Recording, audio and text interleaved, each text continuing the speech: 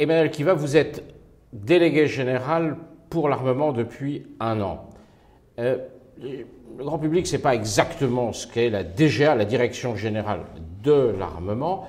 Alors, c'est une administration au sein du ministère de la Défense, des Armées, mais vous avez, vous, un parcours très particulier parce que vous venez des start-up et vous êtes à la tête d'un des principaux organismes de la défense nationale.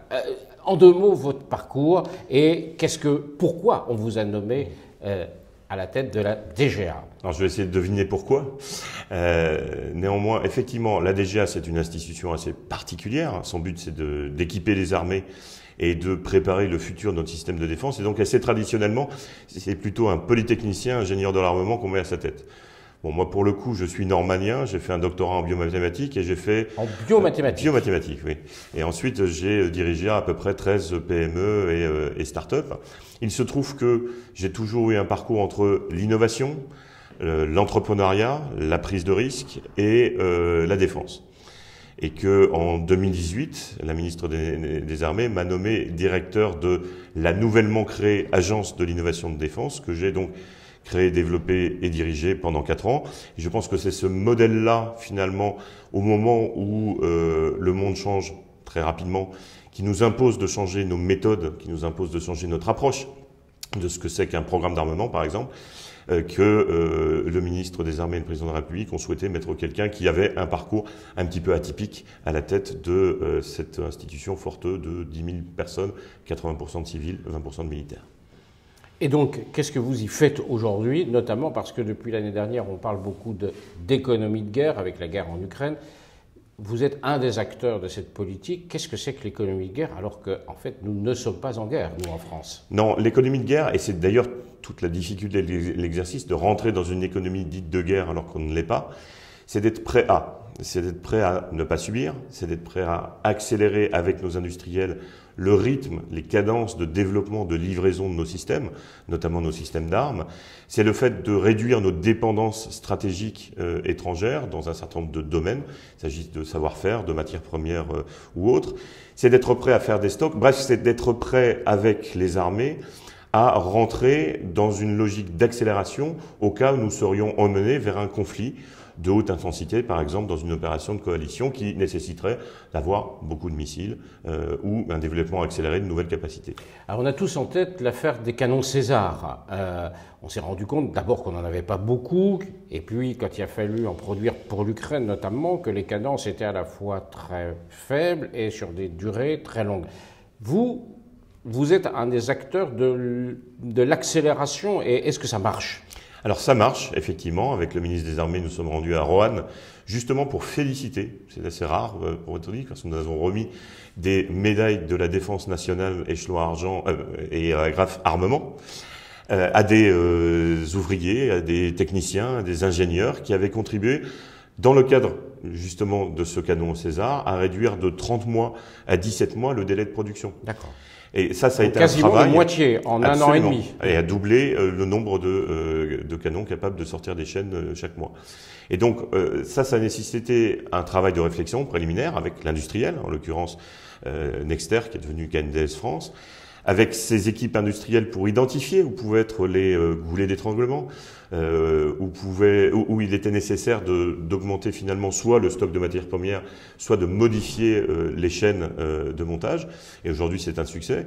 C'est-à-dire qu'on a livré des canons César à l'Ukraine, mais le fait de regagner en délai, regagner en capacité, aujourd'hui, en 2024, on aura recomplété tous les canons qu'on a cédés. Ça, c'est pour le présent. Et vous êtes aussi en charge de ce qu'on appelle la préparation de l'avenir, la préparation du futur. Alors, on est face à des révolutions technologiques très impressionnantes. Vous êtes, je crois, un spécialiste de l'intelligence artificielle. Vous avez fait des start-up dans ce domaine. Il y a ce qu'on appelle le quantique maintenant. Qu'est-ce que ça va changer pour la défense ?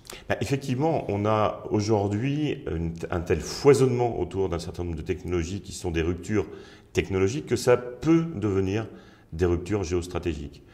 Imaginez par exemple que nos pays compétiteurs aient un superordinateur capable de déchiffrer toutes les données personnelles qui prendraient aujourd'hui l'âge de l'univers à tous les ordinateurs de la planète pour pouvoir la déchiffrer et qui serait accessible en quelques dizaines de secondes.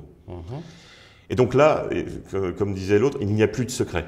D'accord. Et comme il n'y a plus de secret, toutes les... Voilà. Alors toutes non, fort heureusement, il y a un certain nombre de capacités, notamment celles qui sont liées à notre dissuasion, qui sont à l'épreuve de ces capacités-là, je vous rassure tout de suite. Mais dans ce qu'on appelle aujourd'hui des conflits hybrides, on se bat effectivement sur le théâtre d'opération, mais on se bat aussi dans les perceptions, on se bat dans les champs immatériels de cyber, et donc les données personnelles, le fait de pouvoir accéder à l'historique de chacun, fait partie des armes que l'on pourrait utiliser, mais c'est évidemment une rupture technologique majeure. L'intelligence artificielle, c'est pareil.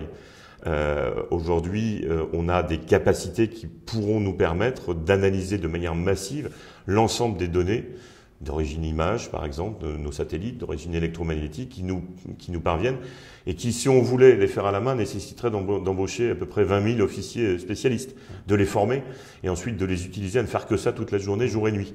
Et donc évidemment, cette intelligence artificielle, elle nous donne des capacités qui vont pouvoir décupler nos missions et être beaucoup plus efficaces en se consacrant sur la valeur ajoutée humaine.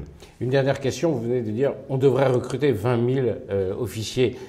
Est-ce qu'on a, dans votre secteur, et à la DGR en particulier, des problèmes de recrutement, comme on en a dans beaucoup de secteurs de l'économie française? Alors on a des besoins et des problèmes. Les besoins, c'est de l'ordre de 700 collaborateurs que nous recrutons chaque année dans l'ensemble pour la DGR, dans l'ensemble des domaines, c'est-à-dire des ingénieurs civils, des ingénieurs militaires, des techniciens, des ouvriers, des cadres administratifs, des juristes. Voilà, on a vraiment tous les métiers. Un besoin sur un certain nombre de métiers que nous souhaitons accélérer. Je pense par exemple à tout ce qui est lié au cyber. Et donc évidemment, on est en concurrence avec soit d'autres acteurs institutionnels, soit les grands du domaine. Ce que je peux vous dire, c'est qu'aujourd'hui, il y a d'abord la volonté à mieux faire connaître la DGA, mieux faire connaître ses missions, ouvrir, si vous me passez l'expression, les portes et les fenêtres.